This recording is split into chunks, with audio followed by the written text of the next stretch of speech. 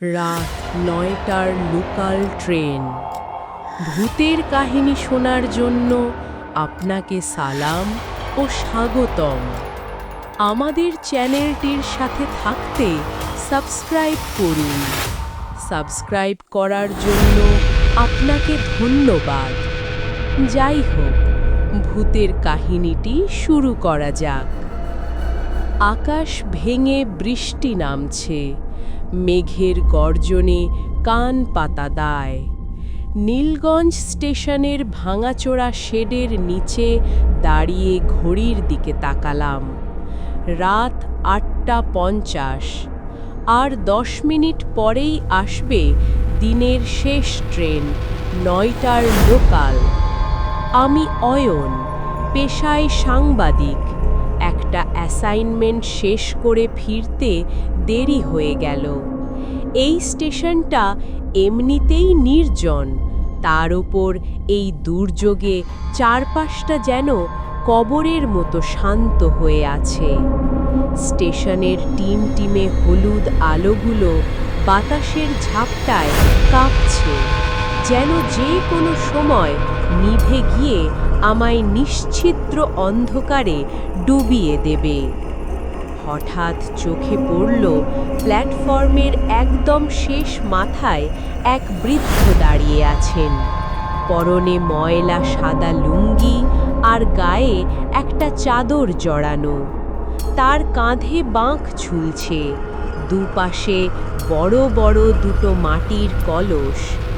এই যুগে রেল স্টেশনে বাঁক কাঁধে কেউ জল বিক্রি করতে আসে বলে আমার জানা নেই। লোকটা নড়ছে না, এক দৃষ্টে রেল লাইনের অন্ধকারের দিকে তাকিয়ে আছে।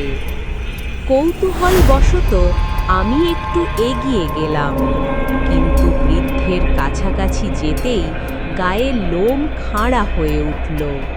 বৃষ্টির ঝাপটায় চারপাশ ভিজে একাকার হলেও বৃদ্ধের শরীরের এক চিলতেও ভেজেনি। তার পায়ের তলার মাটি একদম শুকনো। চাচা, শরীর ভালো তো? এই বৃষ্টিতে দাঁড়িয়ে আছেন যে? আমি সাহস করে জিজ্ঞাসা করলাম। বৃদ্ধ ধীর লয়ে আমার দিকে মাথা ঘোরালেন। চাদরের নিচে তার মুখটা দেখা যাচ্ছে না, শুধু দুটো চোখ জ্বলজ্বল করছে। অতি প্রাকৃত এক খসখসে গলায় তিনি বললেন, ৯টার গাড়িটা আজ আসবে না বাবা, আজ আসবে মৃত্যুর রথ। ফিরে যাও, এখনো সময় আছে। আমি চমকে উঠলাম, লোকটা পাগল নাকি? এমন সময় দূরের বাঁকে একটা জোরালো হেডলাইটের আলো দেখা গেল। ট্রেনের হুইসেল শোনা গেল, তবে সেই আওয়াজটা সাধারণ ট্রেনের মতো নয়, যেন হাজারো মানুষের আর্তনাদ। বৃদ্ধ হঠাৎ অট্টহাসি দিয়ে উঠলেন। পরক্ষণেই এক ঝলক বিজলি চমকালো, আর আমি দেখলাম বৃদ্ধ যেখানে দাঁড়িয়েছিলেন সেখানে কেউ নেই, শুধু বাতাসে পচা মাংসের উৎকট গন্ধ ভেসে বেড়াচ্ছে। ট্রেনটা স্টেশনে এসে থামল, কিন্তু অবাক করা বিষয় হলো ট্রেনের কোনো বগির দরজা খুলল না। ট্রেনের ভেতরের আলোগুলো লালচে আর কেমন যেন ধোঁয়াটে। ট্রেনের দরজাগুলো আপনা আপনি খুলে গেল, যেন কেউ অদৃশ্য হাতে আমায় আমন্ত্রণ জানাচ্ছে। আমি দ্বিধা নিয়ে কামরার ভেতর পা রাখলাম। কামরার ভেতরটা কুয়াশায় ঢাকা, আর বাতাসের সেই উৎকট পচা গন্ধটা এখানে আরও তীব্র। ট্রেনের সিটগুলো সব খালি, কিন্তু প্রতিটি জানালার কাঁচ ঝাপসা হয়ে আছে। বাইরে বৃষ্টির শব্দ শোনা যাচ্ছে না, শুধু ইঞ্জিনের একঘেয়ে ধক ধক শব্দটা অস্বাভাবিকভাবে কানে বাজছে। আমি একদম পেছনের দিকের একটা সিটে বসলাম। পকেট থেকে মোবাইলটা বের করে দেখি নেটওয়ার্ক পুরোপুরি গায়েব। ঘড়ির কাঁটাও ৯টায় স্থির হয়ে আছে। হঠাৎ ট্রেনের চাকা সশব্দে ঘুরতে শুরু করলো। ট্রেন চলতে শুরু করেছে, কিন্তু কোনো গতি নেই, যেন বাতাসের ওপর দিয়ে ভেসে যাচ্ছে। হঠাৎ বগির অন্য প্রান্ত থেকে একটা খসখসে শব্দ এলো। তাকিয়ে দেখি সেই বৃদ্ধ আবার উদয় হয়েছেন। তার কাঁধে সেই মাটির কলস দুটো। তিনি ধীর পায়ে আমার দিকে এগিয়ে আসছেন। স্টেশনে তাকে দেখে যতটা ভয় পেয়েছিলাম, এখন তার চেয়েও বেশি অস্বস্তি হচ্ছে। বৃদ্ধ আমার একদম সামনের সিটে গিয়ে বসলেন। কলস দুটো নিচে নামিয়ে রাখার সময় সেগুলো থেকে টপ টপ করে তরল কিছু পড়ছে। আলোগুলো একবার নিভছে আর জ্বলছে। এক মুহূর্তের জন্য যখন আলো জ্বলে উঠল, আমি আতঙ্কে চিৎকার করতে গিয়েও থেমে গেলাম। মেঝেতে যা পড়ছে তা জল নয়, ঘন রক্ত। তৃষ্ণা লেগেছে বাবা? বৃদ্ধ জিজ্ঞেস করলেন। তার চাদরটা এবার একটু সরে গেছে। আমি দেখলাম তার গলার চামড়া ঝুলছে, যেন বহু বছর আগে কেউ সেখানে ধারালো কিছু দিয়ে আঘাত করেছিল। আমি আমতা আমতা করে বললাম, না, আমি ঠিক আছি। এই ট্রেনটা নীলগঞ্জ থেকে সরাসরি মফস্বল যাবে তো? বৃদ্ধ উত্তর দিলেন না, শুধু কলসের ভেতর হাত ঢুকিয়ে একটা মানুষের কাটা আঙুল বের করে আনলেন। তারপর সেটা চিবোতে চিবোতে বললেন, এই ট্রেন কোথাও যায় না বাবা, এই ট্রেন শুধু নিয়ে আসে। এই দেখো, তোমার জন্য সঙ্গিনী চলে এসেছে। আমি পেছনের দিকে তাকালাম। ট্রেনের দরজার ওপরের কাঁচের মধ্য দিয়ে একটা বিভীষিকাময় মুখ উকি দিচ্ছে। পরনে সাদা পোশাক, মুখটা ফ্যাকাশে সাদা, আর চোখ দুটো কোটর থেকে বেরিয়ে আসতে চাইছে। ঠিক থামনেনের সেই সন্ন্যাসিনীর মতো চেহারা। সে জানালার কাঁচে নখ দিয়ে আঁচড় কাটছে আর অদ্ভুত এক সুরে হাসছে। আমার হৃৎপিণ্ডে যেন থেমে যাওয়ার উপক্রম। আমি দৌড়ে অন্য বগিতে যেতে চাইলাম, কিন্তু দরজার হাতলটা ধরতেই মনে হলো ওটা বরফের মতো ঠান্ডা। আর সেই মুহূর্তেই বগির সব আলো দপ করে নিভে গেল। অন্ধকার এতটাই ঘন যে নিজের হাতটাও দেখা যাচ্ছে না। আমার কানের খুব কাছে কেউ একজন জোরে জোরে নিঃশ্বাস ফেলছে। সেই পচা গন্ধটা এখন আমার নাসারন্ধ্রে চাবুক মারছে। ভয়ে আমার শরীর পাথর হয়ে গেছে। চিৎকার করতে চাইছি, কিন্তু গলা দিয়ে কোনো স্বর বের হচ্ছে না। হঠাৎ একটা নীলচে আলো জ্বলে উঠল, কিন্তু সেটা ট্রেনের বাতি নয়, বরং সেই অদ্ভুত সন্ন্যাসিনীর গায়ের থেকে বের হওয়া একটা প্রেতাত্মিক আভা। সে আমার ঠিক সামনে দাঁড়িয়ে আছে। তার লম্বা নখগুলো আমার গলার খুব কাছে। তার মুখগহ্বর থেকে লালা ঝরছে, যা মেঝেতে পড়তেই ধোঁয়া উঠছে। তুমি কি পথ হারিয়েছ মুসাফির? সেই নারী মূর্তি ফিসফিস করে বলল। তার কণ্ঠস্বর মনে হলো যেন মাটির গভীর থেকে আসছে। আমি দেয়ালের সাথে পিঠ ঠেকিয়ে কোনো মতে বললাম, আমি শুধু বাড়ি যেতে চাই, আমাকে যেতে দিন। সন্ন্যাসিনী খিলখিল করে হেসে উঠল। সেই হাসির শব্দে ট্রেনের জানালার কাঁচগুলো ঝনঝন করে কেঁপে উঠল। এই ট্রেনে যারা ওঠে তারা ঠিকানা ভুলে যায়। দেখো, তোমার টিকিটটা দেখো। আমি কাঁপতে কাঁপতে পকেট থেকে টিকিটটা বের করলাম।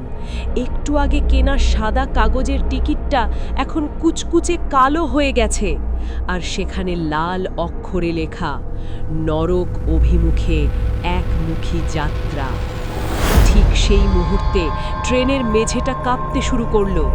সেই রহস্যময় বৃদ্ধ, যিনি আঙুল চিবোচ্ছিলেন, তিনি হঠাৎ দাঁড়িয়ে পড়লেন। তার হাতের মাটির কলস থেকে এখন আর রক্ত নয়, রাশি রাশি কালো পোকা বেরিয়ে আসছে। পোকাগুলো দ্রুত আমার পায়ের দিকে এগিয়ে আসছে। পালাও বাবা, ওর নজরে পড়লে আর মুক্তি নেই। বৃদ্ধের গলায় এবার এক অদ্ভুত করুণা ঝরে পড়ল। আমি আর এক মুহূর্ত দেরি না করে বগির মাঝখানের কানেক্টর দিয়ে পরের বগিতে যাওয়ার জন্য ঝাঁপ দিলাম, কিন্তু দুই বগির মাঝখানের সেই ফাঁকা জায়গায় তাকাতেই আমার কলিজা শুকিয়ে গেল। নিচে কোনো রেল লাইন নেই, কোনো মাটি নেই।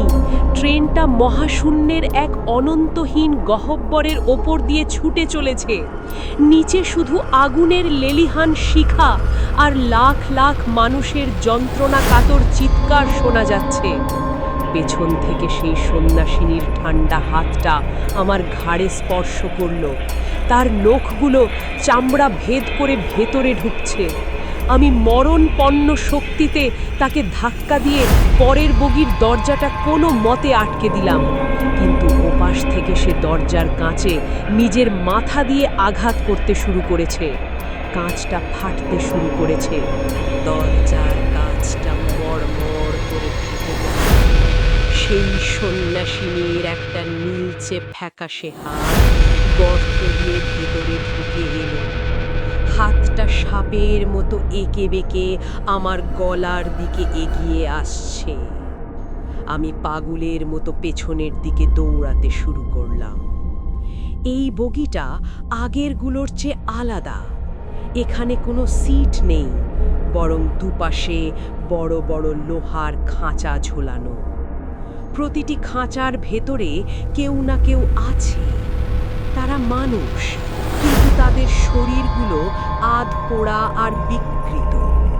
কেউ ডুকরে কাঁদছে, কেউ আবার বিড়বিড় করে কিছু মন্ত্র পড়ছে। আমি যখন তাদের পাশ দিয়ে যাচ্ছিলাম, তারা খাঁচার শিকল ধরে আর্তনাদ করে উঠল, আমাদের বাঁচাও, ও আসছে, ও সবাইকে খেয়ে ফেলবে। আমি থামলাম।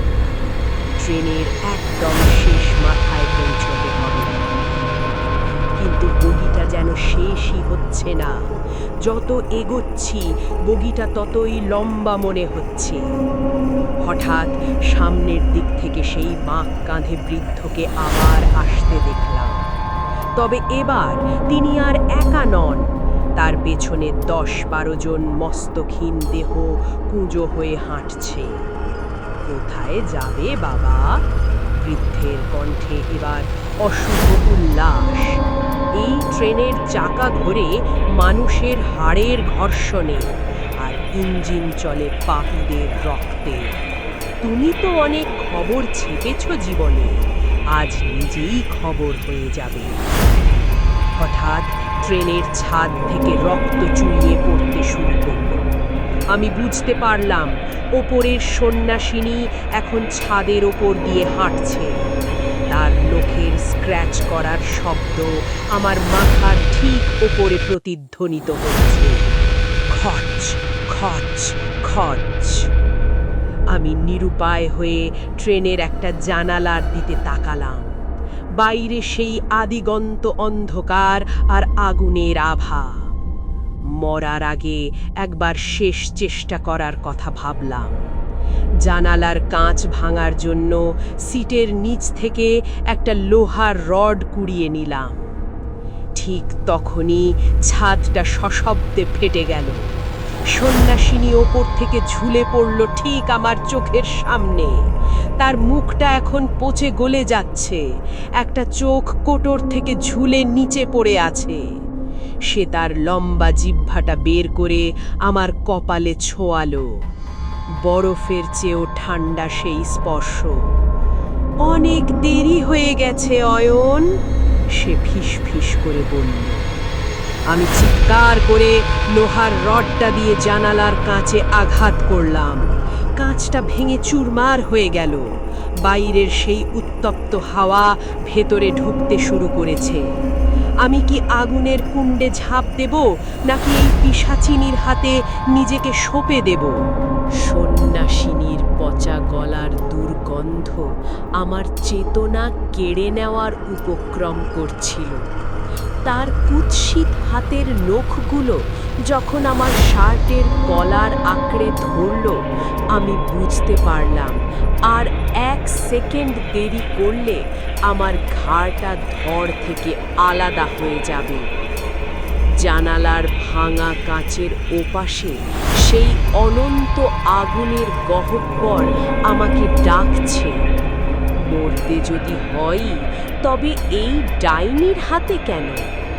আমি চোখ বন্ধ করে জানালার ফ্রেম গলিয়ে বাইরের শূন্যতায় ঝাঁপ দিলাম।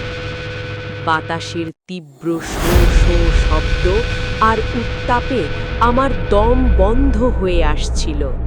কিন্তু অবাক কাণ্ড, আমি কোনো আগুনের কুণ্ডে পড়লাম না।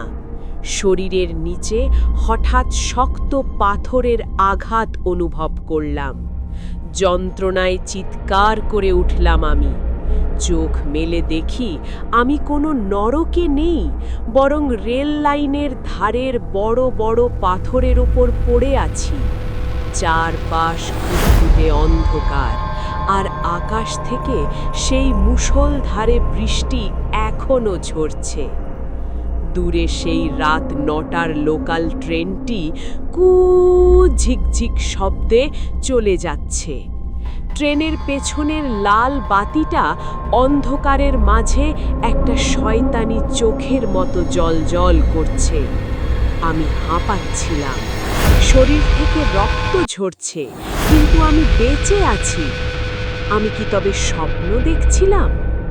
না, স্বপ্ন নয়।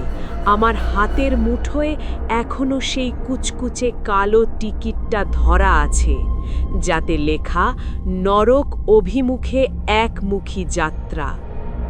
বৃষ্টির শব্দ ছাপিয়ে হঠাৎ একটা নুপুরের আওয়াজ পেলাম, ঝম ঝম ঝম। আমি চমকে চারদিকে তাকালাম। লাইনের ওপাশ থেকে সেই বৃদ্ধ আবার বেরিয়ে এলেন, তার কাঁধে সেই মাটির কলস। তবে এবার তার মুখে এক রহস্যময় হাসি।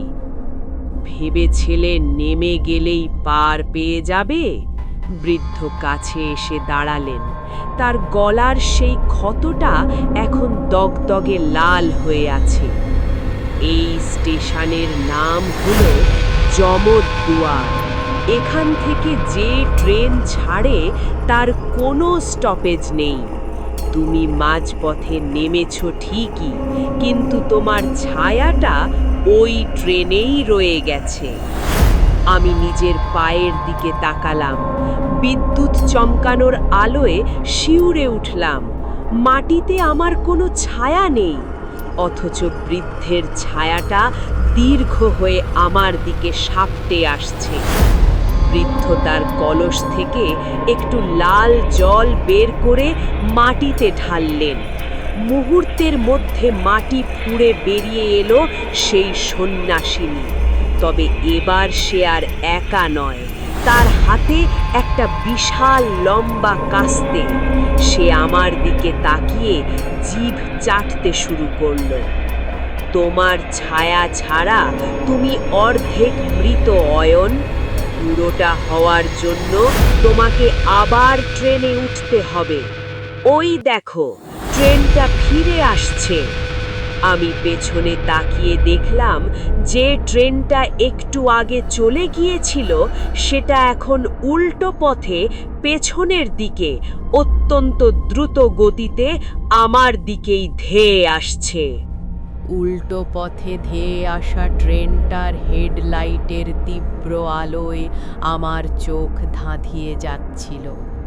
সাধারণ কোনো ট্রেন হলে প্রচণ্ড শব্দ হতো, কিন্তু এই ট্রেনটা একদম নিঃশব্দে এগিয়ে আসছে, যেন কোনো বিশাল এক অজগর সাপ তার শিকারের দিকে ধেয়ে আসছে। আমি রেল লাইন থেকে সরে যাওয়ার চেষ্টা করলাম, কিন্তু আমার পা দুটো যেন মাটিতে গেঁথে গেছে। সেই বৃদ্ধ আমার দিকে তাকিয়ে খিলখিল করে হাসছে।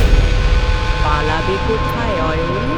ছায়া ছাড়া শরীর তো মাটির সাথে লেগে থাকে না।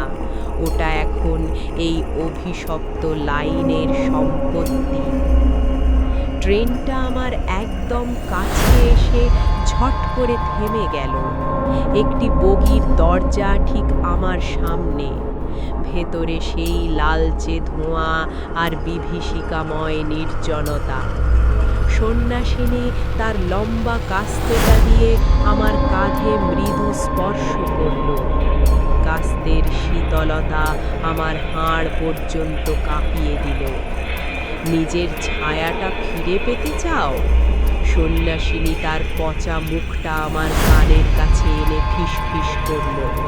তবে ভেতরে এসো, তোমার ছায়া ওই ট্রেনের শেষ বগিতে বন্দী হয়ে আছে। সেখানে পৌঁছতে পারলে তুমি আবার মানুষ হবে, নইলে অনন্তকাল এই স্টেশনে প্রেতাত্মা হয়ে ঘুরবে। মরার ওপর খাঁড়ার ঘা। আমি জানি ভেতরে যাওয়া মানেই সাক্ষাৎ মৃত্যু, কিন্তু ছায়াহীন এই অস্তিত্ব নিয়ে বেঁচে থাকা সম্ভব নয়। আমি টলতে টলতে আবার ট্রেনের ভেতর পা রাখলাম। পা রাখা মাত্রই ট্রেনের দরজা সশব্দে বন্ধ হয়ে গেল। এবার ট্রেনের ভেতরটা আগের চেয়েও ভয়াবহ। বগির মেঝেতে মানুষের খুলি স্তূপ করে রাখা। জানালার বাইরে তাকালে দেখা যাচ্ছে শুধু অগ্নিকুণ্ড নয়, বরং হাজার হাজার হাত মাটি ফুঁড়ে ওপরের দিকে উঠছে, যেন তারা কিছু একটা ধরার চেষ্টা করছে। আমি বগির মাঝখান দিয়ে দৌড়াতে শুরু করলাম, কিন্তু প্রতিটি বগি পার হওয়ার সময় মনে হচ্ছে দূরত্ব আরও বেড়ে যাচ্ছে। চতুর্থ বগিতে পৌঁছতেই দেখলাম সেখানে অনেকগুলো সিটে মানুষ বসে আছে, কিন্তু সবার মুখগুলো আয়নার মতো মসৃণ, কোনো চোখ, নাক বা মুখ নেই। তারা সবাই একসাথে মাথা ঘুরিয়ে আমার দিকে তাকালো। হঠাৎ ট্রেনের মাইকে একটা কর্কশ ঘোষণা শোনা গেল, পরবর্তী স্টেশন অন্ধকারের দেশ। যাত্রীদের অনুরোধ করা হচ্ছে নিজ নিজ পাপের হিসাব প্রস্তুত রাখতে। আমার বুক ধড়ফড় করছে। শেষ বগি আর মাত্র 2টি বগি দূরে, কিন্তু সেখানে পৌঁছানোর আগে মাঝখানের বগিতে আমি যা দেখলাম তাতে আমার রক্ত হিম হয়ে গেল। সেখানে একটা কফিনের ওপর বসে আছে আমারই প্রতিচ্ছবি, আমার সেই হারিয়ে যাওয়া ছায়া। তবে সেই ছায়াটির হাতে একটি ধারালো ছুরি, আর সেটির চোখ দুটো আগুনের মতো লাল। ছায়াটি আমার দিকে তাকিয়ে তার ছুরিটা উঁচিয়ে ধরল। নিজের ছায়ার সাথেই কি এখন আমাকে যুদ্ধে নামতে হবে? কফিনের উপর বসে থাকা ছায়াটি যখন উঠে দাঁড়ালো, আমি এক অদ্ভুত শীতলতা অনুভব করলাম। মানুষের ছায়া সাধারণত দ্বিমাত্রিক হয়, কিন্তু এই ছায়াটি এখন রক্ত মাংসের মানুষের মতো ঘন।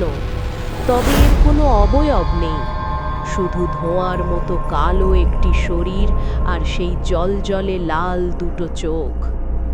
তুমি কি আমাকেই খুঁজছিলে অয়ন? ছায়াটি আমারই গলায় কথা বলে উঠল, তবে সেই স্বরে কোনো আবেগ নেই, আছে শুধু এক হিম শীতল ঘৃণা। আমি অস্ফুট স্বরে বললাম, তুমি আমার অংশ, ফিরে এসো আমার কাছে। ছায়াটি অট্ট হাসি দিয়ে উঠল, তোমার অংশ? আমি তো তোমার সেই সব পাপের সমষ্টি যা তুমি বছরের পর বছর অন্ধকারে লুকিয়ে রেখেছিলে। এই ট্রেনের দয়ায় আমি আজ মুক্ত। এখন আমিই হব আসল অয়ন, আর তুমি হবে আমার পায়ের নিচে পড়ে থাকা এক তুচ্ছ অন্ধকার। কথাটা শেষ করেই ছায়াটি চিতার মতো ক্ষিপ্রতায় আমার উপর ঝাঁপিয়ে পড়ল। তার হাতের সেই কালো ছুরিটা আমার বুক লক্ষ্য করে নেমে আসছিল। আমি কোনো মতে সরে গেলাম, কিন্তু আমার কাঁধের চামড়া চিরে গেল। আশ্চর্যজনকভাবে সেখান থেকে কোনো রক্ত বেরোচ্ছে না, বরং কালো ধোঁয়া বেরিয়ে আসছে। আমি বুঝতে পারলাম আমার শরীর এখন ধীরে ধীরে বাতাসে মিলিয়ে যাচ্ছে। যদি দ্রুত ছায়াটিকে নিজের আয়ত্তে না আনি, তবে আমি চিরতরে মুছে যাব। বগির কোণায় একটি অগ্নি নির্বাপক সিলিন্ডার দেখতে পেলাম। আমি ওটা তুলে নিয়ে সর্বশক্তিতে ছায়াটির উপর ছুঁড়ে মারলাম, কিন্তু সিলিন্ডারটি ছায়ার শরীরের ভেতর দিয়ে গলে গিয়ে ওপাশে আছড়ে পড়ল। ছায়াকে বস্তু দিয়ে আঘাত করা অসম্ভব। সন্ন্যাসিনী তখন বগির দরজায় দাঁড়িয়ে এই দৃশ্য দেখছিল আর বিদ্রূপের হাসি হাসছিল। আজ তো একটা বোকা, আলোকে ছাড়া কি ছায়াকে ধরা যায়? তার কথাটা বিদ্যুতের মতো আমার মাথায় কাজ করল। আলো? এই অন্ধকার বগিতে আলো কোথায় পাবো? আমার পকেটে হাত দিয়ে দেখলাম লাইটারটা এখনো আছে, কিন্তু সামান্য লাইটারের আলো কি এই দানবীয় ছায়াকে কাবু করতে পারবে? ছায়াটি আবার এগিয়ে এলো। এবার সে আমার গলা টিপে ধরল। আমি নিঃশ্বাস নিতে পারছি না। চোখের সামনে অন্ধকার ঘনিয়ে আসছে। শেষ শক্তি দিয়ে আমি লাইটারটা জ্বালালাম। ছোট্ট সেই শিখাটা জ্বলে উঠতেই ছায়াটি যন্ত্রণায় চিৎকার করে পেছাতে শুরু করলো। আলোর তীব্রতা যেখানে বেশি, ছায়া সেখানে দুর্বল। কিন্তু লাইটারের গ্যাস শেষ হয়ে আসছে, শিখাটা কাঁপছে। ঠিক তখন ট্রেনটি একটি সুড়ঙ্গের ভেতর প্রবেশ করল। চারপাশ এখন আরও বেশি অন্ধকার। আমার লাইটারটা শেষবারের মতো জ্বলে উঠে নিভে গেল। ছায়াটি এবার অন্ধকারে আরও বিশাল হয়ে আমার উপর ঝাঁপিয়ে পড়ল। সুড়ঙ্গের ভেতর অন্ধকার এতটাই ঘন যে মনে হচ্ছে চোখের ওপর কেউ কালো কাপড় বেঁধে দিয়েছে। লাইটারটা নিভে যাওয়ার পর আমি পুরোপুরি অসহায়। আমার ছায়াটি এখন অন্ধকারের সাথে মিশে গেছে। আমি শুধু অনুভব করতে পারছি তার হিম শীতল উপস্থিতি। হঠাৎ আমার কানে ভেসে এলো অসংখ্য কণ্ঠস্বরের ফিসফাস, কেউ ফিরে যায় না, কেউ ফিরে যায় না। হঠাৎ ট্রেনের গতির সাথে তাল মিলিয়ে সুড়ঙ্গের দেয়ালে সারি সারি মশাল জ্বলে উঠল, কিন্তু সেই আগুনের রং নীল। সেই নীল আলোয় দেখলাম ছায়াটি এখন আমার চেয়েও 10 গুণ বড় হয়ে ট্রেনের ছাদ পর্যন্ত ছড়িয়ে গেছে। সে তার বিশালাকার হাত বাড়িয়ে আমাকে পিষে ফেলতে চাইল। আমি পাগলের মতো দৌড়ে পরের বগিতে চলে গেলাম, কিন্তু এ কি! বগিতে পা রাখতেই দেখলাম আমি আবার সেই আজের বগিতেই ফিরে এসেছি। যেদিকেই যাচ্ছি বারবার একই জায়গায় ফিরে আসছি। এই ট্রেন এখন একটা অনন্ত গোলক ধাঁধা। উস্তাদ, বাঁচান! আমার মুখ দিয়ে অজান্তেই আর্তনাদ বেরিয়ে এলো। ঠিক সেই মুহূর্তে ট্রেনের মেঝেতে রাখা সেই মাটির কলসগুলোর একটি সশব্দে ফেটে গেল। কলস থেকে কোনো রক্ত বা পোকা নয়, বরং উজ্জ্বল সাদা আলোর এক তীব্র রশ্মি বেরিয়ে এলো। আলোর স্পর্শ লাগতেই ছায়াটি কুঁকড়ে ছোট হয়ে গেল। আমি দেখলাম সেই বৃদ্ধ স্টেশনের সেই ভাঙা বেঞ্চে বসে আছেন, যেন তিনি ট্রেনের ভেতরেই এক অদৃশ্য স্টেশনে বসে আছেন। আলো তোমার ভেতরেই আছে বাবা, শুধু খুঁজে নিতে জানতে হয়। ওই দেখো, সন্ন্যাসিনী আসছে, সে এবার তোমার আত্মা নিতে চায়। বগির শেষ মাথা থেকে সেই সন্ন্যাসিনী এবার ভাসতে ভাসতে এগিয়ে আসছে। তার হাতে এখন আর কাস্তি নেই, আছে একটা বিশাল আয়না। সে আয়নাটা আমার সামনে ধরল। আমি আয়নায় নিজের মুখ দেখতে পেলাম না, বরং দেখলাম আমার জীবনের করা সব ভুল আর পাপগুলো সেখানে জীবন্ত হয়ে আছে। সেই পাপগুলো এক একটা দানব হয়ে আয়না থেকে বেরিয়ে আসতে চাইছে। সন্ন্যাসিনী বীভৎস হাসিতে ফেটে পড়ল। নিজের পাপের মুখোমুখি হও অয়ন। এই সুড়ঙ্গ শেষ হওয়ার আগেই যদি তুমি আয়নাটা না ভাঙতে পারো, তবে তোমার আত্মা চিরতরে এই আয়নার ভেতর বন্দী হয়ে যাবে। ট্রেনটা এখন আরও জোরে দুলছে, মনে হচ্ছে যে কোনো সময় লাইনচ্যুত হবে। আমি কি পারবো নিজের পাপকে জয় করে আয়নাটা ভাঙতে? সন্ন্যাসিনীর হাতের সেই আয়নাটা যেন একটা জ্যান্ত নরক। আয়নার ভেতর আমি দেখতে পাচ্ছি আমার শৈশবের ছোট ছোট মিথ্যে থেকে শুরু করে সাংবাদিক হিসেবে করা বড় কোনো আপোষ সবই ছায়া হয়ে আমাকে বিদ্রূপ করছে। আয়না থেকে বের হওয়া সেই ছায়া দানবগুলো আমার চারপাশ ঘিরে ধরেছে। তারা আমার শরীর নয়, আমার বিবেককে ছিঁড়ে খেতে চায়। সন্ন্যাসিনীর মুখটা এখন বীভৎসভাবে উজ্জ্বল। তাকাও অয়ন, এই নোংরা আত্মাই কি তুমি বয়ে বেড়াচ্ছ? এই অন্ধকার নিয়েই কি তুমি আবার পৃথিবীতে ফিরতে চাও? আমার মাথার ভেতর তীব্র যন্ত্রণা শুরু হলো। মনে হচ্ছিল আমার মস্তিষ্ক ফেটে যাবে। কিন্তু ঠিক সেই মুহূর্তে আমার মনে পড়ল সেই বৃদ্ধের কথা, আলো তোমার ভেতরেই আছে। আমি চোখ বন্ধ করলাম। জীবনের সব অন্ধকার ছাপিয়ে আমি মনে করার চেষ্টা করলাম সেই সব মুহূর্তগুলো যেখানে আমি সত্যের জন্য লড়াই করেছি, যেখানে আমি মানুষের সেবা করেছি। হঠাৎ আমার বুকের ভেতর থেকে একটা উষ্ণ আলোক ছটা অনুভব করলাম।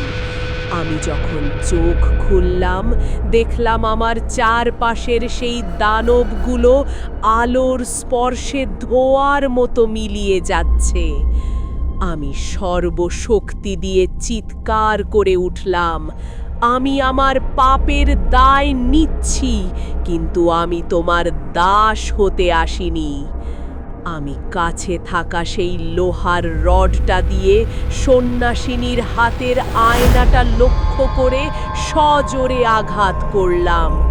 ঝনঝন শব্দে আয়নাটা হাজার টুকরো হয়ে ভেঙে পড়ল।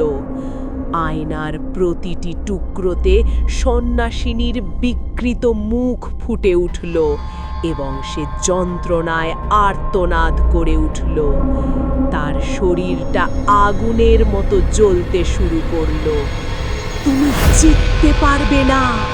সন্ন্যাসিনী জ্বলন্ত শরীর নিয়ে আমার দিকে ঝাঁপ দিতে চাইল, কিন্তু তার আগেই ট্রেনের মেঝেতে বড় একটা ফাটল দেখা দিল। সেই ফাটল থেকে বের হওয়া কালো ধোঁয়া তাকে টেনে মাটির নিচে নিয়ে যেতে শুরু করলো। ট্রেনটা এখন নিয়ন্ত্রণহীনভাবে কাঁপছে। সুড়ঙ্গের শেষ মাথায় একটা সাদা আলোর বিন্দু দেখা যাচ্ছে, কিন্তু ট্রেনটা স্টেশনে থামবে বলে মনে হচ্ছে না। বৃদ্ধ স্টেশনের বেঞ্চে বসে থেকে নিচু স্বরে বললেন, শেষ স্টেশন আসছে বাবা, ঝাঁপ দেবার জন্য তৈরি হও, কিন্তু এবার ভুল করো না। যদি সঠিক সময়ে ঝাঁপ না দাও, তবে এই ট্রেন তোমাকে অনন্তকালের অন্ধকারে নিয়ে যাবে। সুড়ঙ্গ শেষ হওয়ার আর মাত্র কয়েক সেকেন্ড বাকি। সামনেই একটা স্টেশনের আলো দেখা যাচ্ছে, কিন্তু সেখানে ট্রেন থামার কোনো লক্ষণ নেই। ট্রেনের বগির দেওয়ালগুলো এখন গলতে শুরু করেছে। আমি কি এবার মুক্তি পাব নাকি ধ্বংস হয়ে যাব? ট্রেনের গতি এখন কালবৈশাখী ঝড়ের চেয়েও বেশি। সুড়ঙ্গ পেরিয়ে ট্রেনটি যখন বাইরে বের হলো, আমি দেখলাম সামনেই নীলগঞ্জ স্টেশনের সেই পরিচিত ভাঙাচোরা প্ল্যাটফর্ম, কিন্তু ট্রেন থামার কোনো নাম গন্ধ নেই, বরং ইঞ্জিনের চাকাগুলো থেকে আগুনের ফুলকি ছুটছে। ঝাঁপ দাও অয়ন, এখনই সময়! বৃদ্ধের কণ্ঠস্বর বাতাসের শোঁ শোঁ শব্দের মাঝেও পরিষ্কার শোনা গেল। আমি ট্রেনের খোলা দরজার কাছে দাঁড়ালাম। প্ল্যাটফর্মের আলোগুলো চোখের পলকে পেছনে চলে যাচ্ছে। আমি জানতাম এই গতিতে ঝাঁপ দেওয়া মানেই নিশ্চিত মৃত্যু, কিন্তু না ঝাঁপ দিলে কপালে আছে চিরস্থায়ী নরকবাস। আমি বুক ভরে শ্বাস নিয়ে চোখ বন্ধ করলাম এবং প্ল্যাটফর্ম লক্ষ্য করে এক মরণ ঝাঁপ দিলাম। মুহূর্তের জন্য মনে হলো আমি মহাশূন্যে ভাসছি। তারপর এক প্রচণ্ড ধাক্কায় সব অন্ধকার হয়ে গেল। উস্তাদ, এই যে উস্তাদ, চোখ মেলুন, কি হয়েছে আপনার? কারো হাতের স্পর্শে আমার তন্দ্রা ভাঙল। চোখ মেলে দেখি আমি নীলগঞ্জ স্টেশনের সেই পুরনো কাঠের বেঞ্চে শুয়ে আছি। আমার চারপাশে স্টেশনের কুলি আর দুজন পুলিশ দাঁড়িয়ে। সকালের মিঠে রোদ আমার মুখে এসে পড়ছে। বৃষ্টি থেমে গেছে, চারপাশ সতেজ ও শান্ত। আপনি কাল রাত থেকে এখানে অচৈতন্য হয়ে পড়েছিলেন, একজন পুলিশ কনস্টেবল বললেন। খুব জ্বর আপনার, প্রলাপ বকছিলেন। আমি ধরফর করে উঠে বসলাম। কাল রাতের সেই ভয়ঙ্কর ট্রেন, সেই সন্ন্যাসিনী, সেই ছায়াযুদ্ধ, সবই কি তবে জ্বরের ঘোরে দেখা দুঃস্বপ্ন ছিল? আমি স্বস্তির নিঃশ্বাস ফেললাম। যাক, আমি তবে বেঁচে আছি। আমি উঠে দাঁড়াতে যাব এমন সময় পকেটে খসখসে কিছু একটা অনুভব করলাম। হাত ঢুকিয়ে যা বের করে আনলাম তা দেখে আমার শরীরের রক্ত হিম হয়ে গেল। আমার হাতে সেই কুচকুচে কালো টিকিটটা, যাতে লেখা নরক অভিমুখে একমুখী যাত্রা। তবে টিকিটের নিচে এখন ছোট করে নতুন একটা লাইন যোগ হয়েছে, সাময়িক মুক্তি, আবার দেখা হবে। আতঙ্কে আমি মাটির দিকে তাকালাম। সকালের কড়া রোদে স্টেশনে সবার দীর্ঘ ছায়া পড়েছে, কিন্তু আমার পায়ের নিচে কোনো ছায়া নেই। আমি ছায়াহীন এক অস্তিত্ব নিয়ে ফিরে এসেছি লোকালয়ে। হঠাৎ স্টেশনের মাইকে ঘোষণা হলো, 9টার আপ লোকাল ট্রেন 1 নম্বর প্ল্যাটফর্মে আসছে। আমি স্টেশনের শেষ মাথায় তাকালাম। দেখলাম সেই বাঁক কাঁধে বৃদ্ধ দাঁড়িয়ে আছেন। তিনি আমার দিকে তাকিয়ে একটা রহস্যময়ী হাসি দিলেন এবং নিজের হাতের আঙুলে ঠোঁট চেপে ইশারা করলেন, চুপ। পরক্ষণেই এক পলকে তিনি ভিড়ের মাঝে মিলিয়ে গেলেন। আমি বুঝতে পারলাম 9টার সেই লোকাল ট্রেনটি কোনো কাল্পনিক গল্প নয়, ওটা আজও চলছে, আর কোনো এক রাতে সে আবার আমায় নিতে আসবে। কারণ আমার ছায়াটা তো ওই ট্রেনের শেষ বগিতেই রয়ে গেছে। যাই হোক, আমাদের কাহিনীটি এখানেই শেষ। আমাদের ভূতের কাহিনীটি সম্পূর্ণ শোনার জন্য আপনাকে ধন্যবাদ। সবাই ভালো থাকবেন, সবার প্রতি ভালোবাসা রইল। পরবর্তী ভূতের কাহিনীটি শোনার জন্য